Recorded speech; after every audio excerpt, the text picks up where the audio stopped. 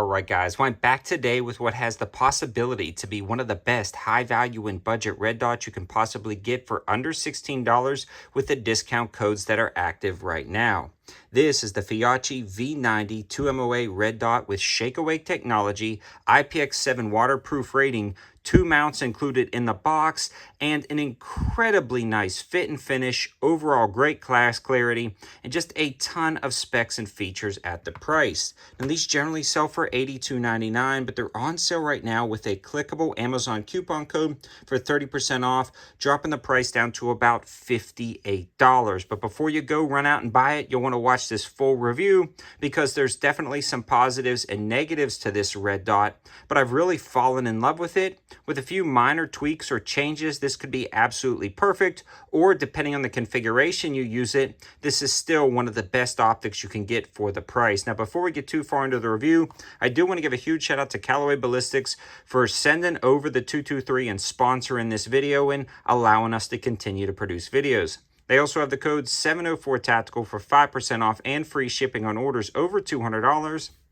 And on top of that, they've been doing some price drops lately. They've got some of the cleanest shooting 9mm subs I've ever fired, so definitely check them out. And don't forget that code 704TACTICAL. Now, when the optic came, one of the first things I noticed about this optic was the general fit and finish and overall size of the optic. It's a more of a large window design, allowing a wider field of view, very similar to a, I would say like a Trijicon MRO, that same style feel. The turrets themselves are protected but exposed, allowing them to be adjusted with the back of a shell casing. It's a push button design and the glass is insanely clear.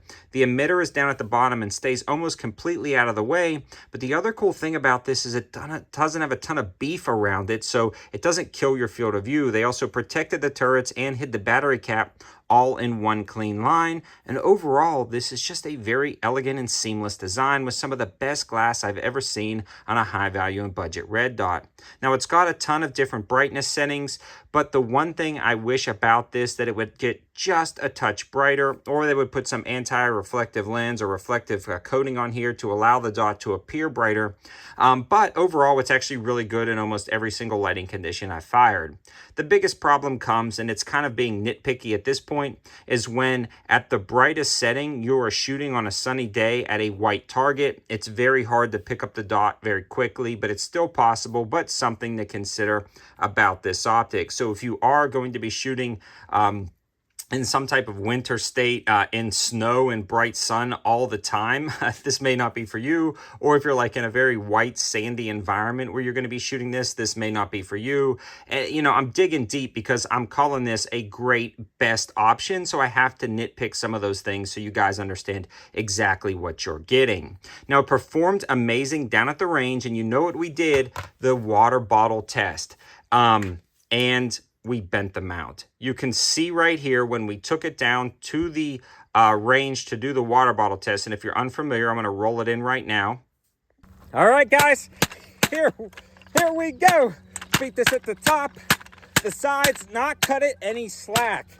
We'll see if the mount does as good as the optic itself. All right, first 3 shots. All right, guys, I'm not even gonna take the shots because the mount itself is now bent.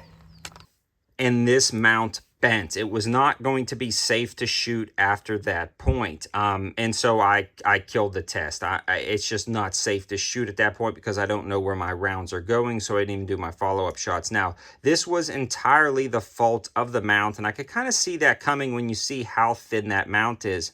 I know companies try to save weight, but honestly, that weight affects nothing when it comes to a small red dot like this. Make this mount beefy, make it tough. You already have amazing cross bolts, you have solid hardware, you have a solid lockup, nothing walked loose when I was shooting.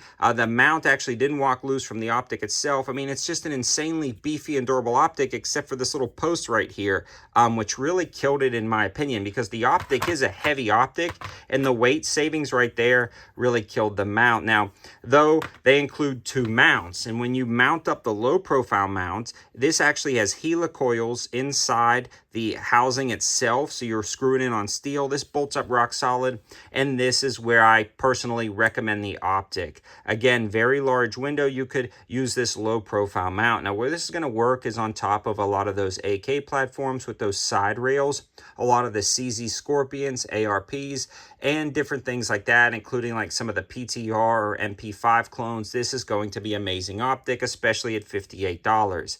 I can highly recommend this optic. It really performed great down at the range up until the water bottle test when the mount broke, but the optic itself did not fail. We actually had no issues with the optic when we swapped it back out on mounts and continued to run it.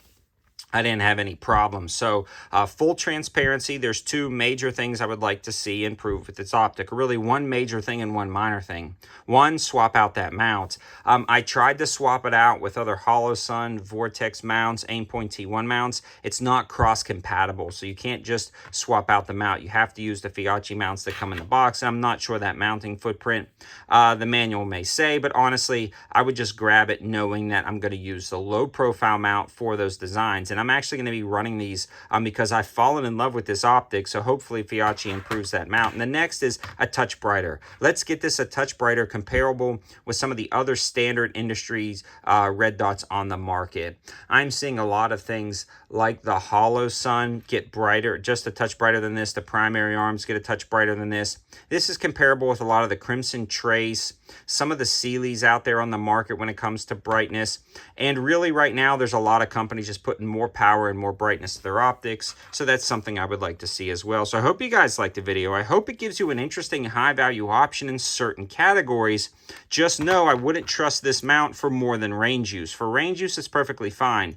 But if you drop it, bang it, or like you did the water bottle test, I've had countless $50, $40, I've had $20 optics with the mounts survive the water bottle test just fine when it comes to the mount not bending. So that's an easy fix that would almost practically be free. So let's see what Feyachi does. I'll keep you guys updated in the future. Thanks for watching. Have a good one.